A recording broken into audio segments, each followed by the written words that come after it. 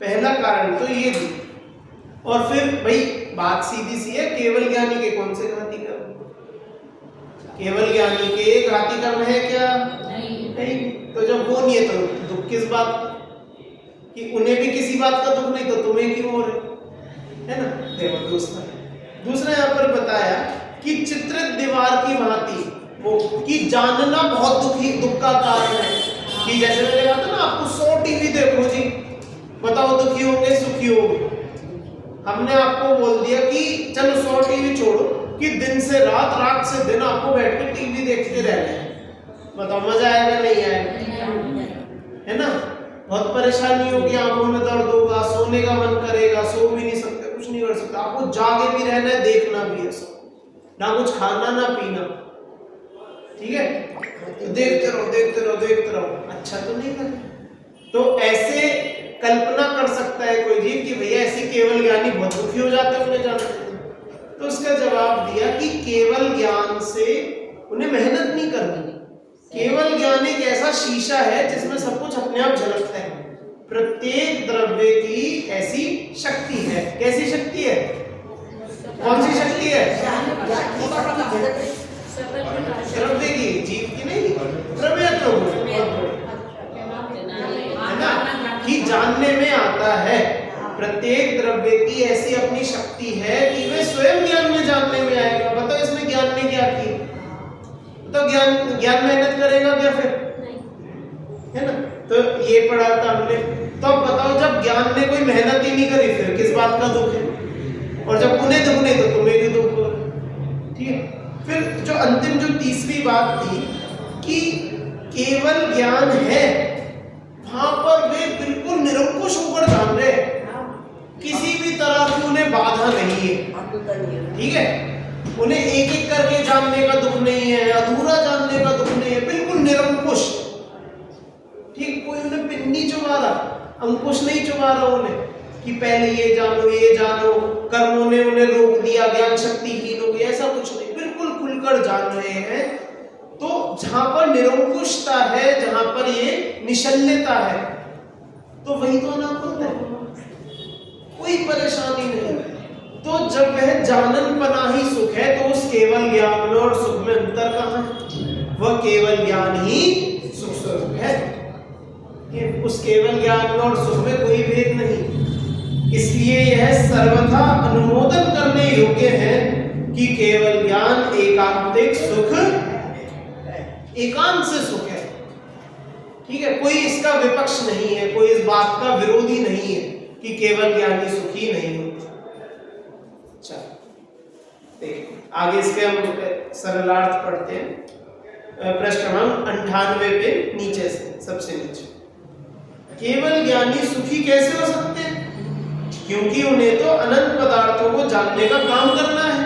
भैया बताओ कितनी मेहनत है अनंत पदार्थों को जानने। केवल ज्ञान भी परिणाम मतलब पर्याय है। केवल ज्ञान एक पर्याय है ना, एक समय की पर्याय है। अतः वह एक समय बाद स्वयं नाश को प्राप्त होगा। अगले समय होने वाले केवल ज्ञान को फिर सभी पदार्थों को जानना पड़ेगा, ठीक है? इस प्रकार प्रति समय निरंतर सबको जानने का काम करने वाला केवल ज्ञानी निराकुल कैसे होगा? बार बार जानो, कितनी टेंशन नहीं रहेगी, दिमाग में लोड नहीं पड़ेगा, स्ट्रेस नहीं हो जाएगा। इतना काम करने वाले को थकान भी तो हो सकती है। भाई इतनी मेहनत करेंगे, थकान नहीं होगी क्या? हम बोले आपको कि दिन से रात तक प्रवचन सुनने हैं, तो कितने आप प्रवचन सुन पाओगे उनमें से? और चलो बैठे बैठे सुन भी लिए, तो वास्तव में सुन कितने पाओगे? कुछ नहीं, कि एक भी नहीं, कुछ भी नहीं सुन पाएंगे, कुछ समझ नहीं, तो थकान कितनी होगी, है ना? तो ये यहाँ पर सवाल देखिए, इसके उत्तर में क्या बता रहा है? केवल ज्ञान का स्वरूप ना समझने वाले और मति ज्ञान के समान ही केवल ज्ञान को मानने वालों के चित्त में उक्त प्रकार की आशंकाएं सहज ही उत्पन्न हो जाती। अब जो समझते हैं कि वहां भगवान भी हमारे तरह ही है, अब वैसे तो वे हमारी तरह ही है, पर वो ऐसे मूर्ख नहीं है हमारी तरह, वे केवल ज्ञानी है। समझ में आया? हमारे जैसे तो है, लेकिन वो हमारे जैसे ना होकर हम उनके जैसे हैं, ऐसा कहेंगे। है ना? समझ में आया कि मति शुद्ध ज्ञान के समान ही केवल ज्ञान को मानने वाले, तो जिन जीवों के मन में ऐसा जो भ्रम है कि हाँ जैसे हम देखते हैं वैसे वे देखते, जैसे हम सुखी होते हैं तैसे ही वे सुखी होते हैं, ऐसा मानते हैं, तो भैया क्या होगा? तो उनके मन में ऐसे ऊट पटांग सवाल बनेंगे। देखो तो राग द्वेष होने लग जाएगा तो। हाँ भाई, राग द्वेष होने लगे तो हमारे जैसे हो जाएंगे, ऐसे कैसे भगवान फिर, है ना? उक्त आशंकाओं का निराकरण करते हुए इस गाथा और उसकी टीका में यह कहा गया है कि मात्र परिणमन थकावट या दुख का कारण नहीं होता। भाई पर्याय बदलना तो अनादि से हो रहे, अनंत काल तक होता ही रहेगा, उसके बिना तो द्रव्य ही संभव नहीं है ना, उसके बिना तो अस्तित्व ही संभव नहीं है किसी द्रव्य। तो परिणमन से थकावट होने लगे भैया, जगत के सारे द्रव्य भाई रुक जाए, क्योंकि पर्याय कितनी जल्दी बदलती है? एक समय। हमें तो एक समय की पर्याय समझ भी नहीं है। तो पुद्गल को भी क्या? हाँ, एक सेकंड में कितनी पर्याय चली जाती है, कितना समय चले जाता है, अनंत समय निकल जाते हैं एक सेकंड में, अनंत समय। अब सोचो अनंत पर्याय बदल गई, अब बताओ तो मुझे थकान नहीं लग रही, अनंत पर्याय को झेलने वाले, और तुम कह रहे हो भगवान थक जाएंगे, तो तुम उनसे ज्यादा शक्तिशाली हो गए हैं भाई। यही कहा जाएगा तुमने तो कि सुबह को उठे, अपने काम धाम किया, सब दिन से रात तक किया, और रात को जाकर थकान हुई है, रात को सोए हैं, ठीक है, दिन से रात तक तुम थक नहीं रहे, और वहां भगवान को तुमने बोल दिया कि एक पर्याय में ही थक जाएंगे वे, तो है ज्यादा बलवान हो गए भगवान से। तो सच्चाई ये है कि परिणमन कभी दुख का कारण नहीं है, परिणमन थकावट या दुख का कारण नहीं है, किंतु घाती कर्मों के निमित्त से होने वाला परोन्मुख परिणमन। देखो यहाँ बोला परिणमन को ही, लेकिन कैसा कि जो हम अपने उपयोग को परद्रव्य में लगाते हैं, जो हम अपनी शक्ति, जो हम अपना समय परद्रव्य के प्रति जितना हम खर्च कर देते हैं, वो वे थकान के कारण है, ठीक है। और सिर्फ परद्रव्य के प्रति नहीं, क्योंकि तो भगवान के लिए भी बोल रहे, वे भी परद्रव्य को जानते हैं, और वे तो हमसे ज्यादा ही जानते हैं, है ना। तो परद्रव्य को जानना मात्र नहीं, उनके प्रति लगना समझते हैं, उनमें लगे रहना, परद्रव्य में लगना समझते हो शब्द? हाँ, कि जैसे उदाहरण के लिए धर्म में लगना, हमारी लोकल भाषा में कहते हैं धर्म में लगना। धर्म में लगना क्या होता है कि जी पहले कोई एक घर परिवार है, उनमें कोई धर्म कर्म कोई कुछ नहीं करते, वे तो अपने मस्त मुंडा जी, फिर उनके घर में कुछ खराब हो गया, कुछ भी दुर्घटना हो गई, वैराग्य का माहौल घर में आ गया, ठीक है भाई। जब ऐसे कुछ परेशानी हो जाते हैं, बहुत सब लोग परेशान हो जाते हैं, बहुत दिक्कत आती है, तो ऐसा वैराग्य जैसा मरघटिया वैराग्य जैसे ऐसा मामला। अब वैराग्य के चलते घर के जो बड़े थे, उन्होंने कहा कि अब कुछ समझ नहीं आता, मंदिर जाते। वे एक दिन मंदिर आए, भगवान के सामने बैठे थे, उन्हें पता नहीं किसी भी कारण से उन्हें बहुत अच्छा लगा, ठीक है, बहुत उनके मन को शांति मिली। अगले दिन भी आए, अगले दिन भी आए, फिर वे दर्शन पूजन करने लगे। किसी ने बोल दिया भैया और जल्दी आया करो, प्रक्षाल कर लिया करो, ठीक है। उसके बाद बोला भाई पूजा के बाद प्रवचन होते हैं, वो उसमें बैठ जाया करो, कि जी 10 लक्षण में विधान होगा, उसमें रोज आना, उसके बाद यात्रा होगी, उसमें आना, ऐसा करने में धीरे धीरे कर करके धर्म में लगवा दिए, ठीक है। फिर सब उन्हें क्या भगत जी कहने लगते हैं कि पहले तो कुछ नहीं थे, अब ये भगत जी बन गए, भगत जी बन गए। भगत जी तो जानते हैं ना, सबके गाँव में ज्यादा चलता है।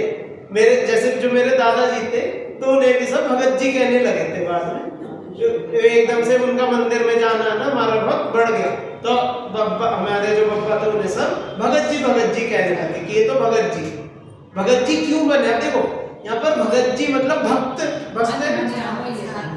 बन गए, धर्म में लग गए। तो जैसे अब अभी तक कैसी दृष्टि थी, अब तक कैसा अपना स्वभाव था कि धर्म कर्म का आता पता नहीं, मंदिर जाने की कोई अकल नहीं, भगवान के सामने क्या करना कैसे करना कुछ नहीं। अपना उपयोग उस तरफ लगने लगा, हाँ जी मंदिर जी जाना चाहिए, धर्म के बारे में जानना चाहिए, इस ऐसी धर्म संस्कार की सीख हम में होनी चाहिए, हमारे बच्चों में होनी चाहिए, इसे जैसे धर्म की तरफ उन्मुख होना, धर्म में लगना।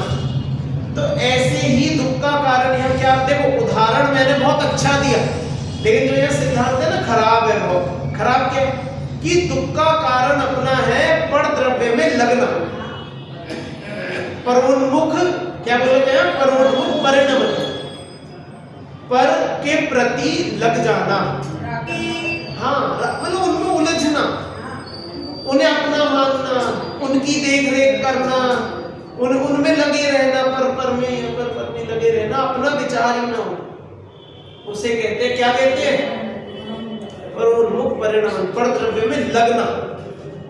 क्योंकि पर उन्मुख परिणमन तो केवली भगवान का स्वपर प्रकाशक भी है, भाई पर को भी जानते हैं, तो उनका भी पर के प्रति केवल ज्ञान परिणमन वैसा कर रहे, कहने को कह सकते हैं, अब अपेक्षा लगा उल्टी सी, लेकिन पर उन्मुख परिणमन का अर्थ ही है कि पर में लग जाना, पर में रम जाना, इसका नाम है परोन्मुख परिणमन, और इसका नाम है उसकी वजह से दुख। समझ में, दुख का कारण, दुख यहां से हो रहा है, ठीक है। अब देखो ज्ञेयार्थ परिणमन थकावट या दुख का कारण है। ज्ञेयार्थ परिणमन पढ़ा था पीछे पिछले अधिकार में, ठीक है। पर द्रव्य के प्रति कार्य करना, पर द्रव्य के प्रति राग द्वेष करना, इसका नाम है ज्ञेयार्थ परिणमन, ठीक। घाती कर्मों का अभाव होने से केवल ज्ञानी को थकावट या दुख नहीं है। भाई हम ही तो दुखी हो रहे, केवल ज्ञानी क्या है, क्या कुछ ऐसे? वे केवल ज्ञानी बने ही इसलिए कि वे पर से दृष्टि हटाई, पर से दृष्टि हटाई की, तभी तो उस मार्ग में लगे थे। फिर जब और ज्यादा हटती गई, और ज्यादा हटती गई, और निर्मलता आई, और निर्मलता आई, करते करते करते करते केवली बन गए। तो जब कदम ही जो उनकी शुरुआत है इस मार्ग की, वो ही इन घाती कर्म के नाश से हुई थी, तो बता ऐसे जीव को किस बात का दुख होगा कि जब वे जगत का सब कुछ नहीं जानते थे, उससे पहले से वे वीतरागी है कि नहीं है? जब केवल ज्ञान हुआ उससे पहले ही वीतरागी हो गए थे, चाहे एक समय का अंतर, पर पहले वीतरागी थे, उसके बाद सब हो गया। समझ में आया? ये तो कंपलसरी पहले वीतरागी, हाँ भाई पहले वीतरागी। तो बताओ जो वीतरागी दुख कैसे कह रहे हैं, उनके किस बात का दुख बचा है ना? केवल ज्ञानी है। अनंत शक्ति के धारक केवल ज्ञानी को थकावट का प्रश्न ही नहीं होता, प्रश्न ही उत्पन्न नहीं होता। अगला, परिणमन केवल ज्ञान का स्वभाव है, स्वरूप है। परिणमन क्या है भैया? परिणमन तो स्वभाव है, इस बात को हम मना थोड़ी कर रहे भाई। परिणमन तो हर द्रव्य हर गुण का होता है, उसमें सवाल नहीं। परिणमन तो स्वभाव है केवल ज्ञान का। भाई बदलेगा केवल ज्ञान, कितने पर्याय, कितने समय की पर्याय, फिर अगले समय नई पर्याय होगी, और अगले समय नहीं होगी। तो स्वाभाविक है, वो विकार नहीं है, वो कोई उपाधि। उपाधि समझते हो? उपाधि क्या होता है? पदवी कह सकते हैं, ठीक है। लेकिन उपाधि मतलब अलग से कुछ जोड़ा हुआ, ठीक है। हाँ, ऊपर से जोड़ा हुआ, जोर जबरदस्ती का कहा हुआ उपाधि। तो उनके ज्ञान में परिणमन होता है, ये कोई उपाधि नहीं है, ये हम जबरदस्ती से खींचतान करके नहीं बोल रहे, स्वरूप में है। बिल्कुल बिल्कुल निर्णीत बात है, इसमें कोई सवाल नहीं है कि वे हाँ कि परिणमन तो ठीक है होता है, लेकिन केवल ज्ञान तो हमेशा चलते रहे। नहीं, पर्याय बदलती है, नियम से बदलती है, वो कोई उपाधि नहीं, वो नियम से बदलती है, ठीक है। परिणमन स्वभाव का अभाव होने पर तो केवल ज्ञान की सत्ता ही संभव ही नहीं है। क्यों नहीं है? कूटस्थ हो जाएगी। कूटस्थ मतलब कि जैसे पत्थर है, पत्थर कुछ कर सकता है क्या? पड़ा हुआ पत्थर है, बिल्कुल मतलब पत्थर के चट्टान है, जमीन में से निकलती हुई ऐसे एक चट्टान है, बताओ क्या काम कर सकती है? वो कुछ कर सकती है क्या अपना? कि चलो आप ये भी कह लो उसमें जीव है, ठीक है। पृथ्वी का एक जीव होते हैं, पत्थर में चट्टान में पृथ्वी का एक जीव होता है, पर बताओ वो कर क्या सकते हैं? वो कुछ गड़बड़ कर सकते हैं क्या अपना? कुछ नहीं कर सकते ना। उदाहरण है, देखो उदाहरण है। हाँ वो तो बात है ही, उदाहरण कूटस्थ समझा रहा हूं मैं तो, कि जैसे पत्थर का डला पड़ा है, वो कुछ क्यों नहीं कर पा रहा, उसमें बदलाव होने की गुंजाइश नहीं है, मतलब उसमें खुद से बदलने की किसी भी तरह की गुंजाइश नहीं है। उसे या तो हवा चल चल के वे रेत से घिस जाए, पानी बह बह के पानी से घिस जाए, या कोई आदमी आके उसे तोड़ दे, कोई जानवर आके उसे तोड़ दे, तब उसमें बदलाव हो सकता है। खुद से उसमें बदलाव की यदि गुंजाइश ही ना हो तो क्या कर सकता है कि कोई द्रव्य कुछ नहीं कर पाएगा। तो यहाँ ये कह रहे यदि केवल ज्ञान में परिणमन आप नहीं मानोगे तो पत्थर हो जाएगा। पत्थर का डला है फिर तो क्या है कि कुछ नहीं कर सकता, बैठ रहे है ना। तो परिणमन तो बिल्कुल सत्ता का नियम है।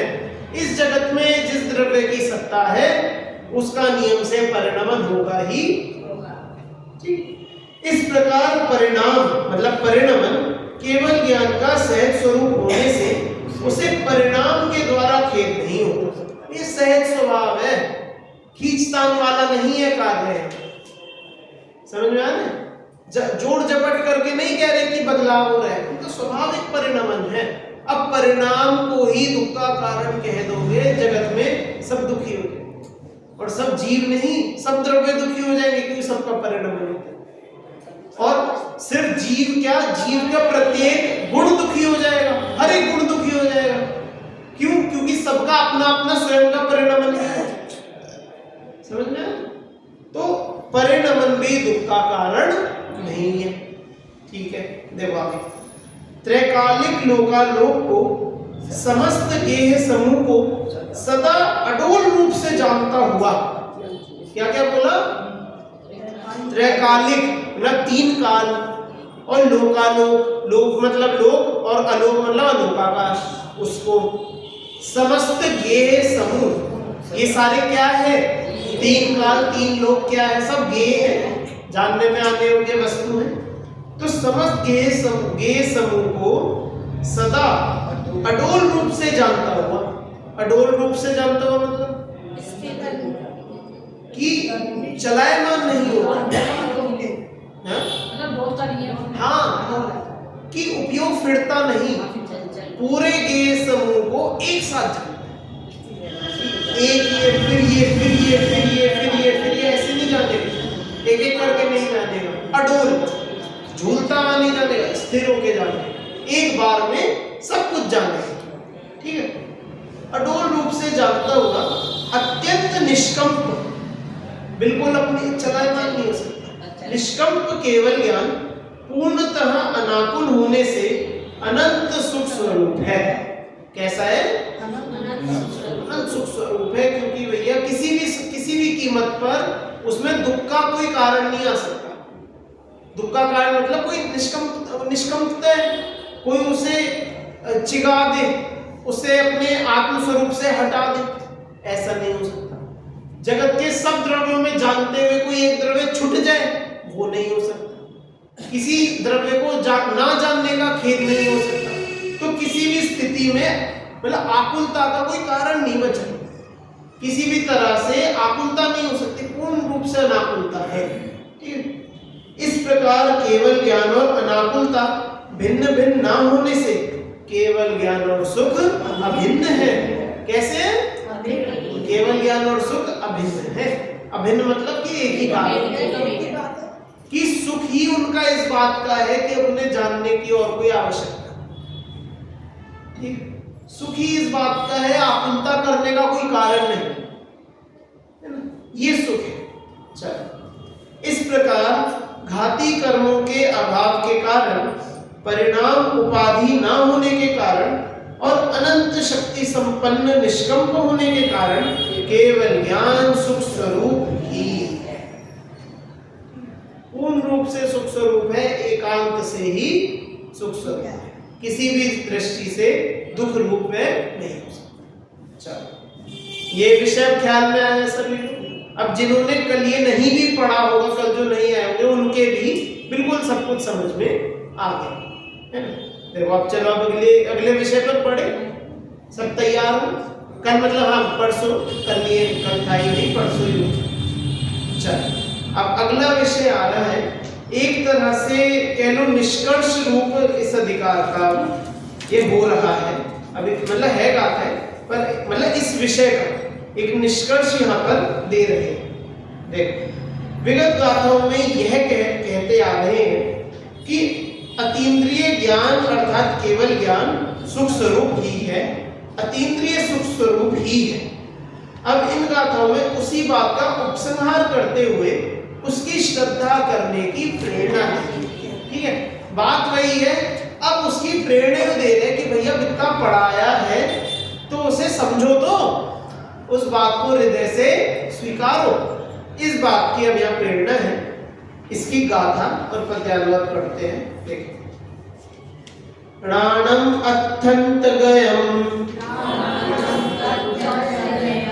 लोया लोए सुवित्थड़ा दिट्ठी निठ्ठम निठ्ठम सवम इठ्ठम गुणजं स्तुतं लब्धम नो सद्हन्ति सोखम सुहेसु परमं विगत घादीनम्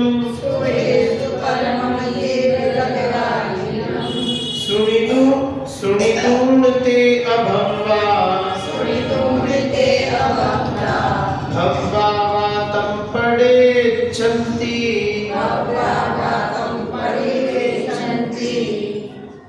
अगले पृष्ठ पर आते हैं। अर्थांत गते हैं ज्ञान लोकालोक विस्तृत दृष्टि है, नश्य सर्व अनिश्चय निश्च सब उपलब्ध है, घातियों से रहित सुख ही परम सुख यह श्रवण कर बिना करे श्रद्धा अभविकर भाव से श्रद्धा करे। देखो थोड़ा बहुत कुछ दो चार शब्द आपको समझ में बीच बीच में आए होंगे, तो इसका हिंदी अर्थ ही मैं सीधा पढ़ता हूँ। केवल ज्ञानी का ज्ञान पदार्थों के पार को प्राप्त है।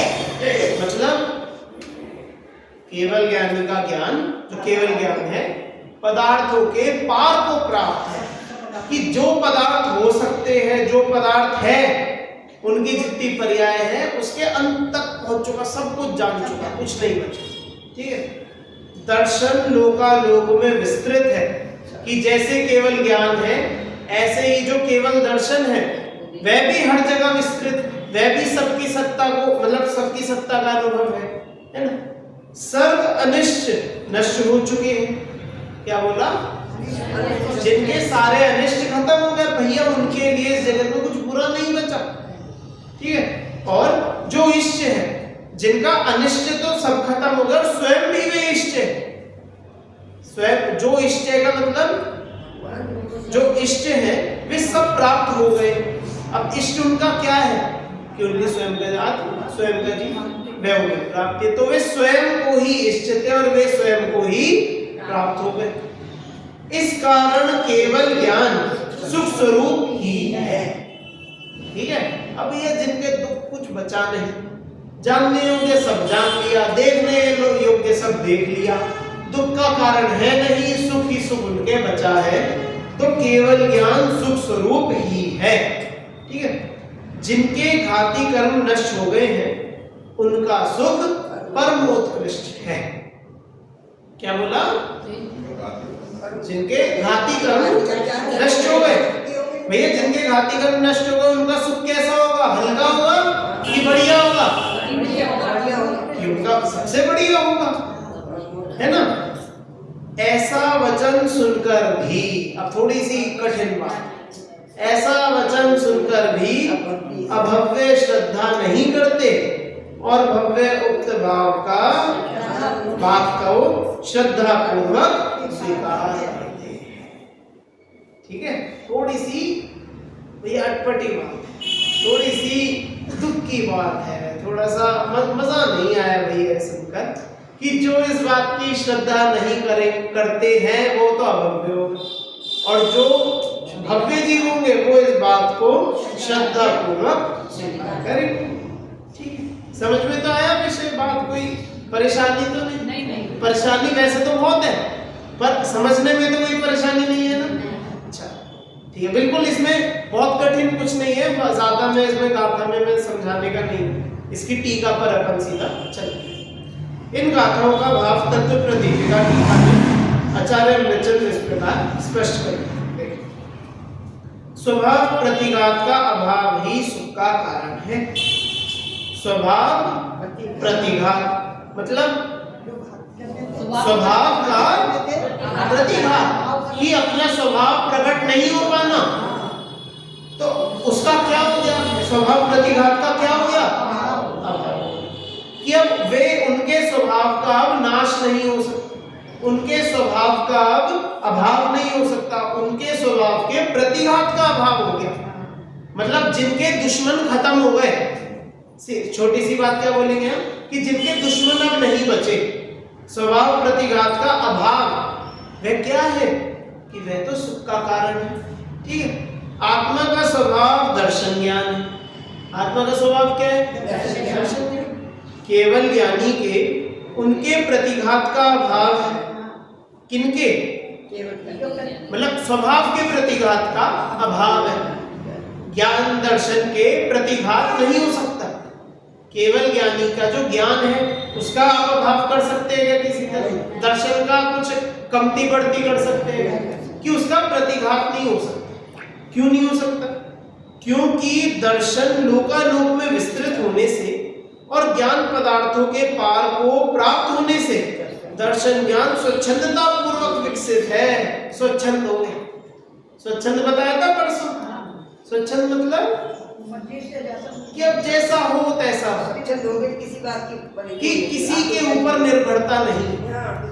अच्छा, एक बात चलती है इसमें छोटी सी, हमने वैसे पहले इसका डिस्कशन किया है, यहाँ पर चर्चा करी है कि जो केवल ज्ञानी है ना, हम कहते हैं कि केवल ज्ञान को परद्रव्य की मतलब कोई भी अपेक्षा नहीं है, परद्रव्य का अवलंबन उन्हें नहीं चाहिए।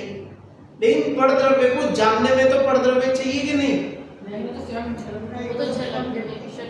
परद्रव्य को जानना है तो परद्रव्य तो होने चाहिए, और यदि परद्रव्य होने चाहिए तो उनका अवलंबन है।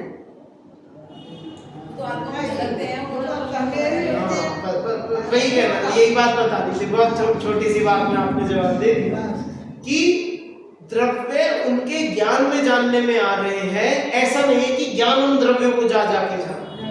अब द्रव्य उनके ज्ञान में जानने में आ रहे हैं तो इसका मतलब वे भी उन्हें जान ही रहे हैं। ऐसा नहीं है कि वो तो रोकने की कोशिश कर रहे हो अपने ज्ञान को कि नहीं, पर को मत जानो, मुझ में ही सिमट जाओ, पर द्रव्य को मत जानो, रोक भी नहीं रहे, वो जान रहे हैं।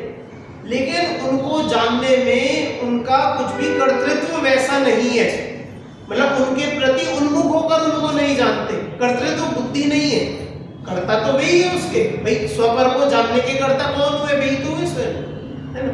लेकिन कर्तृत्व बुद्धि से नहीं जानते।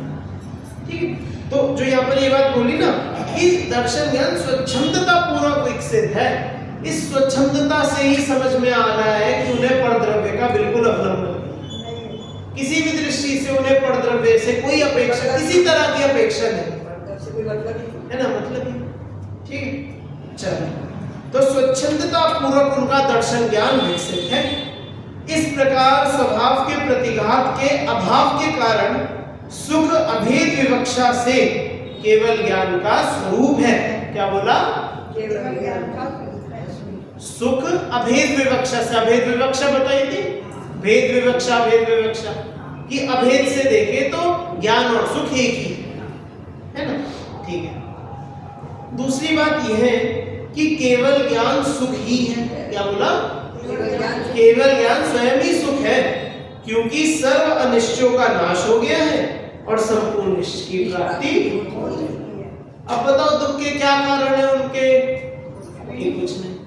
अच्छा, कोई किसी तरह से मान लो कोई जीव है वो मोक्ष चले गए, ठीक है, और उनके दुश्मन है वो यहाँ पर बैठे, ठीक है। अब वो सोचे कि किसी तरह हम इन्हें जाकर कुछ कर दे, इनका पूरा कर दे, दुखी कर दे, कुछ भी कुछ तो कर दे, ठीक है। अरे वो तो मोक्ष चले गए, पर हम कुछ तो कर रहे हैं, उनका पूरा कर रहे हैं कि किसी तरह वहां चलते हैं, वहां पहुंचते हैं। अब मोक्ष में पहुंचने के दो तरीके, ठीक है, एक नहीं, उस जगह मतलब उस स्थान पर जाने के दो तरीके, एक तो एक इंद्रिय बनकर और एक सब इंद्रियों को छोड़कर, ठीक है, दो तरीके।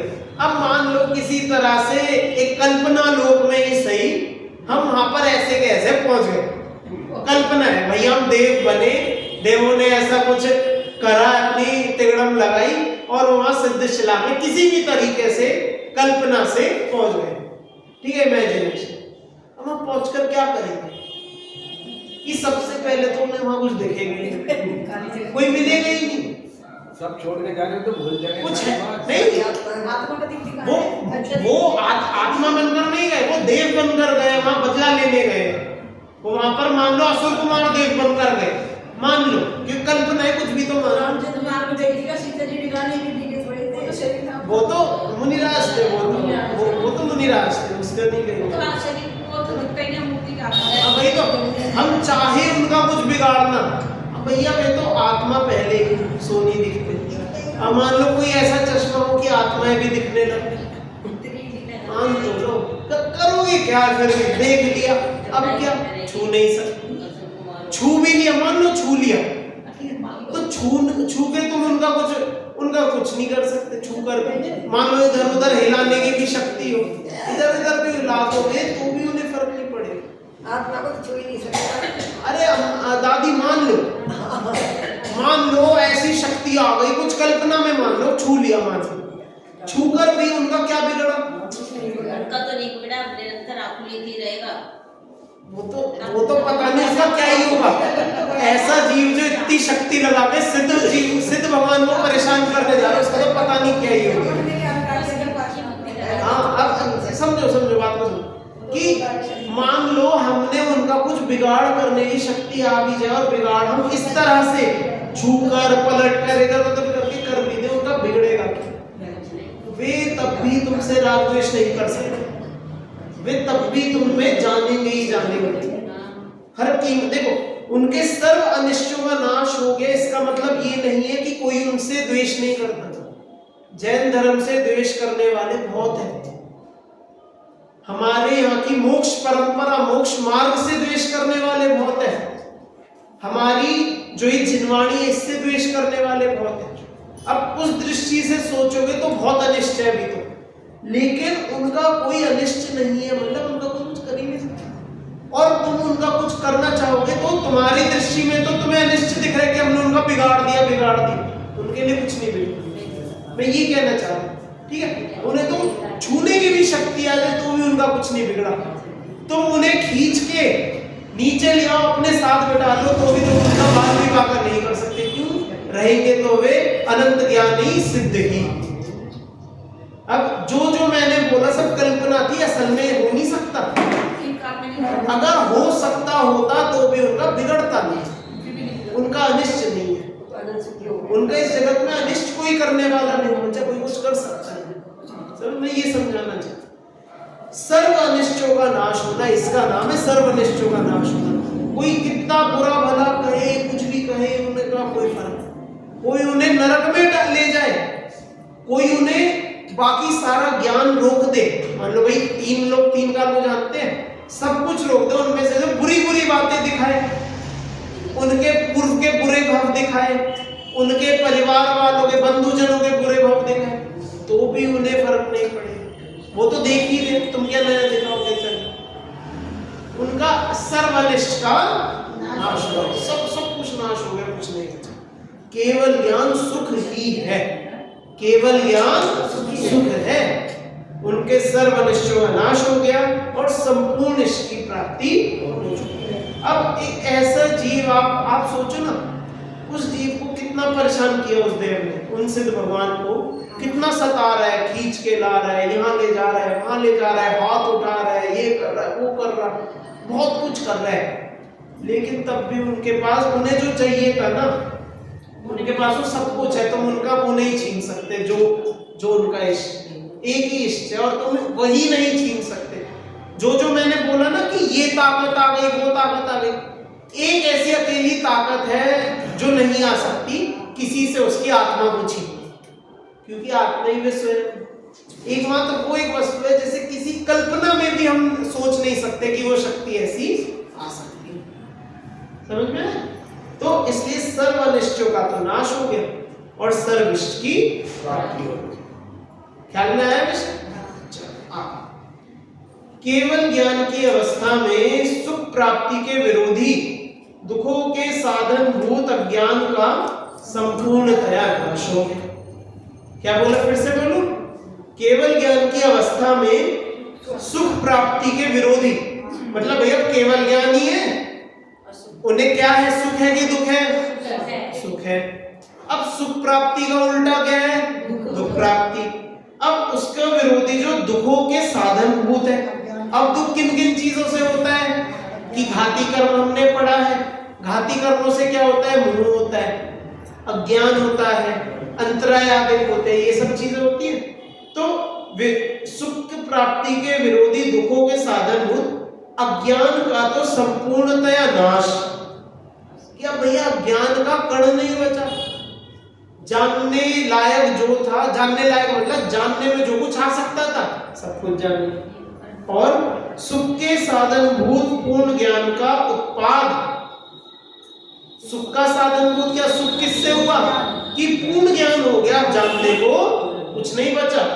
तो उस पूर्ण ज्ञान का उत्पाद इस बात को प्रमाणित करते हैं कि केवल ज्ञान सुख स्वरूप ही है।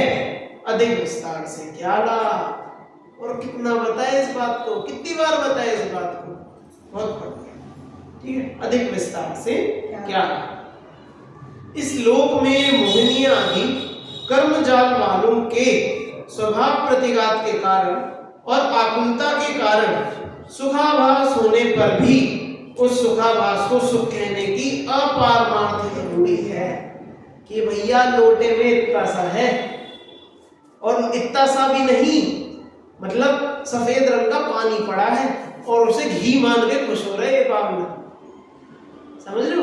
घी है भी नहीं, सफेद रंग का मान लो पानी है, उसे घी मान के पागल हुआ पड़ा है कि देखो मैं इतना सुखी, मैं इतना सुखी।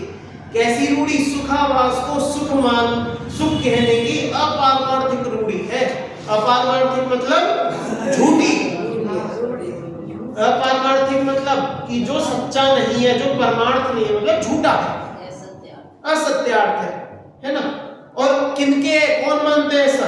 कि मोहिनी आदि कर्म जालों के स्वभाव प्रतिघात के कारण, कि जिनके मोहिनी के कारण स्वभाव का प्रतिघात हुआ है, जिनका स्वभाव सही नहीं, स्वभाव नहीं है मतलब कि जो अपने स्वभाव को प्राप्त नहीं, जो जिनके स्वभाव का घात, तो उसके कारण और आकुलता के कारण अपने जरा से सुख को लिए, सुखाभास को लिए, सुख को भी नहीं, सुखाभास को लिए उसे सुख कहता है और उसे में पागल हुआ।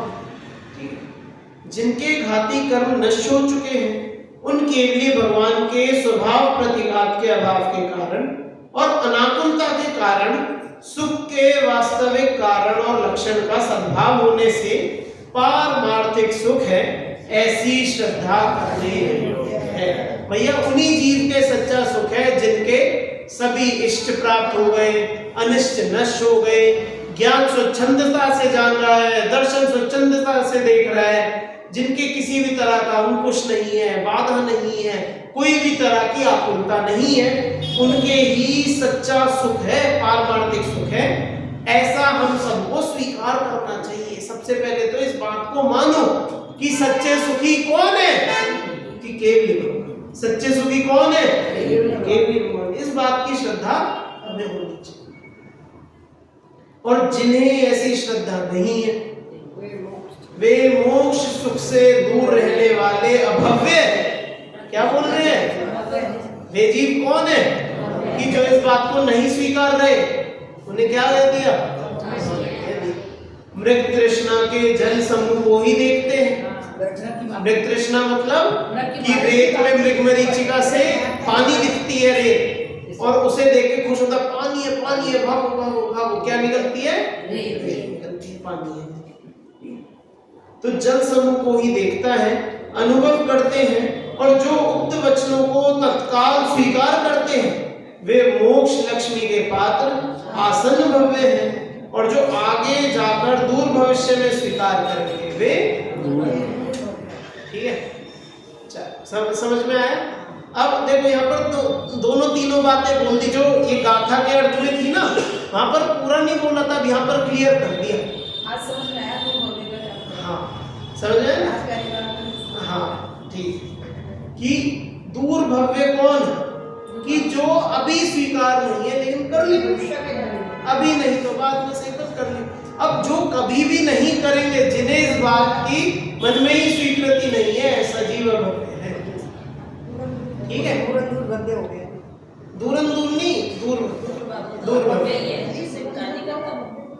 नहीं। अच्छा, जो इस बात को कभी स्वीकार नहीं करेंगे वे तो अभव्य है। दूरानुदूर भव्य छोड़ो ना, ऐसे दूरानुदूर भव्य की हम क्यों बात कर रहे हैं? अभव्य है। अब भैया जो इस बात को मानेंगे नहीं, उन्हें भव्यता किस बात? अभव्य होना। समझ में? अब भैया जिन्होंने स्वीकार कर ली वे आसन भव्य, जो कर लेंगे थोड़े बाद में दूर भव्य, बाद में है ना। चल, आचार्य प्रभाचंद ने प्रवचन सार की सरोज भास्कर टीका में 61वीं गाथा की टीका करते हुए लिखा है कि अंतरा और मोहिनी अनिष्ट है और अनंत वीर और अनंत सुख इष्ट है। मतलब ये जो इष्ट वाली बात है ना, उन्हें कर्मों से वहां समझा रहे हैं। आचार्य जयसेन तात्पर्य वृत्ति टीका में 61वीं गाथा का अर्थ में तो तत्व प्रदीपिका टीका के समान ही करते, किंतु उन्हें 62वीं गाथा की टीका के अर्थ में कुछ विशेष स्पष्टीकरण अभिष्य है। क्योंकि यह कैसे संभव है? जो लोग अभी उक्त कथन पर श्रद्धा नहीं करते वे भविष्य में भी श्रद्धा नहीं करेंगे, है ना। क्योंकि गाथा में तो सीधा लिख दिया ना कि जो श्रद्धा नहीं कर रहे वो अभव्य है, तो आपने ये कैसे कह दिया कि बाद में भी श्रद्धा नहीं करेंगे, है ना।